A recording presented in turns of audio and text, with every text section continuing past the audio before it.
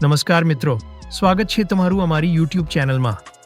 આજે આ વિડીયોમાં આપણે વાત કરીશું SSC એટલે કે સ્ટાફ સિલેક્શન કમિશનની નવી ભરતી વિશે। તો મિત્રો, ચેનલને સબસ્ક્રાઇબ ન કર્યું હોય તો સબસ્ક્રાઇબ કરી બેલ આઇકોન પર ક્લિક કરી લેજો, જેથી અમારી બીજી વિડીયો તમારા સુધી પહોંચી શકે। તો મિત્રો, સ્ટાફ સિલેક્શન કમિશન દ્વારા GD કોન્સ્ટેબલની ભરતી SSCની વેબસાઇટ ઉપર બહાર પાડવામાં આવી છે અને હાલમાં આના ફોર્મ ભરવાના ચાલુ છે। જો મિત્રો તમારે પણ આ ભરતીમાં કે અન્ય કોઈ પણ ભરતીમાં ઓનલાઈન ફોર્મ ભરાવવું હોય તો ડિસ્ક્રિપ્શનમાં આપેલ નંબર પર સંપર્ક કરવો, જેથી તમે ઘરે બેઠા પણ ફોર્મ ભરાવી શકો છો। તો ચાલો મિત્રો, હવે વાત કરીએ ભરતી વિશે। તો GD કોન્સ્ટેબલની કુલ 39,000થી પણ વધુ જગ્યાઓ બહાર પાડવામાં આવી છે, જેમાં પુરુષો માટે 35,000થી પણ વધુ જગ્યા છે અને સ્ત્રીઓ માટે 3,000થી પણ વધુ જગ્યા છે। એમ કુલ 39,481 પદ માટે ભરતી બહાર પાડવામાં આવી છે। વાત કરીએ એપ્લિકેશન ફોર્મની, તો આ ભરતીના ફોર્મ ભરવાની તારીખ તમે સ્ક્રીન ઉપર જોઈ શકો છો, એટલે કે આ તારીખ સુધીમાં તમે અરજી કરી શકો છો અને 15 તારીખ સુધી ફોર્મનું ચલણ ઓનલાઈન કરી શકો છો। વાત કરીએ આના પગાર ધોરણની, તો સ્ટાર્ટિંગમાં આનો પગાર 18,000થી 56,000 સુધી રહેશે। ત્યારબાદ તેને વધારીને 21,000થી 69,000 સુધી થઈ જશે। ત્યારબાદ આની વેકેન્સી જોઈએ તો તેમાં BSF, CISF, CRPF, SI સબી, ITBP, Assam rifle, SSF, NCB વગેરે જેવી વિવિધ પોસ્ટ ઉપર ભરતી બહાર પાડવામાં આવેલ છે, જેમાં પુરુષ અને સ્ત્રી બંને કેન્ડિડેટ્સ ફોર્મ માટે એપ્લાય કરી શકે છે। તેમાં મિત્રો જગ્યાની વાત કરીએ તો મેલ કેન્ડિડેટ માટે જોઈએ તો BSFમાં 100થી વધુ જગ્યા છે। તેના પછી મિત્રો CRPFમાં 11,000થી વધુ જગ્યા છે અને ત્યારબાદ CISFમાં પણ સારી એવી જગ્યા જોવા મળે છે।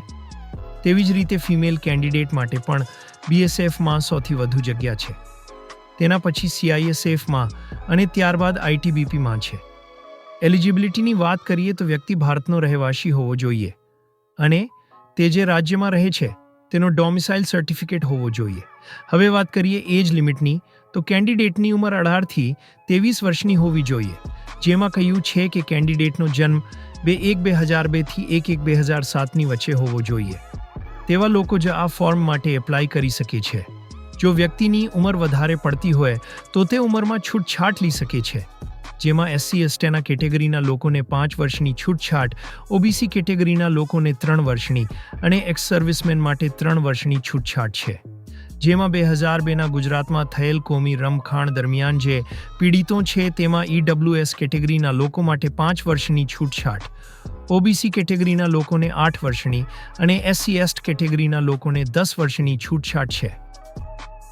હવે વાત કરીએ શૈક્ષણિક લાયકાતની, તો આમાં ફોર્મ ભરવા માટે ધોરણ 10 પાસ હોવું જરૂરી છે અને આની કટ ઓફ ડેટ 1/1/2025 છે। એટલે કે જો તમે 10 પાસ નથી, 10મું ધોરણ હાલ રનિંગ છે, તો પણ તમે આ ફોર્મ માટે એપ્લાય કરી શકો છો, પરંતુ તેના માટે તમારું રિઝલ્ટ કટ ઓફ ડેટ 1/1/2025 સુધીમાં જાહેર થઈ જવું જોઈએ। નેક્સ્ટ આપણે જોઈએ તો NCC કેડેટ વિશે પણ કેટલીક વિગતો આપવામાં આવી છે। એટલે જો તમે NCC કેડેટ તરીકે રહી ચૂકેલા હોય અને આમાંથી તમારી પાસે કોઈ પણ ગ્રેડનો સર્ટિફિકેટ હોય તો તમને એક્ઝામમાં બોનસ માર્ક્સ પ્રાપ્ત થાય છે। અહીં તમે જોઈ શકો છો કે ગ્રેડ A, B, NSC પ્રમાણે અલગ અલગ ટકાવારી દર્શાવવામાં આવી છે અને NCC સર્ટિફિકેટ 1/1/2025 પહેલા ઇસ્યુ થયેલો હોવો જોઈએ। હવે મિત્રો વાત કરીએ એપ્લિકેશન ફી વિશે, જે આપણે વિડીયોના શરૂઆતમાં ચર્ચા થઈ હતી।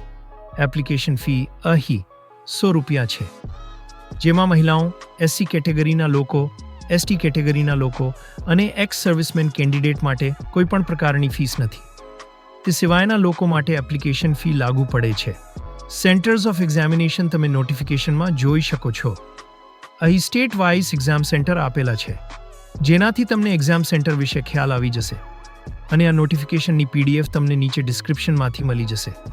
અહીં એક્ઝામ તમારી કમ્પ્યુટર બેઝડ છે, જે 4 સેક્શનમાં વહેંચાયેલું હશે અને તેનો કુલ સમય 1 કલાકનો છે।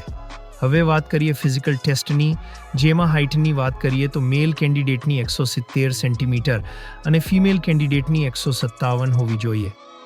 તો મિત્રો, આ હતી SSC GD કોન્સ્ટેબલની કેટલીક માહિતી। જો વિડીયો ગમ્યો હોય તો વિડીયોને લાઇક કરજો, શેર કરજો અને જો ચેનલ પર નવા હોવ તો ચેનલને સબસ્ક્રાઇબ કરી બેલ આઇકોન પર ક્લિક કરી લેજો, જેથી અમારી બીજી વિડીયો તમારા સુધી પહોંચી શકે। તો મિત્રો મુલાકાત લેશું એક બીજી વિડીયો સાથે. જય હિન્દ, જય ભારત.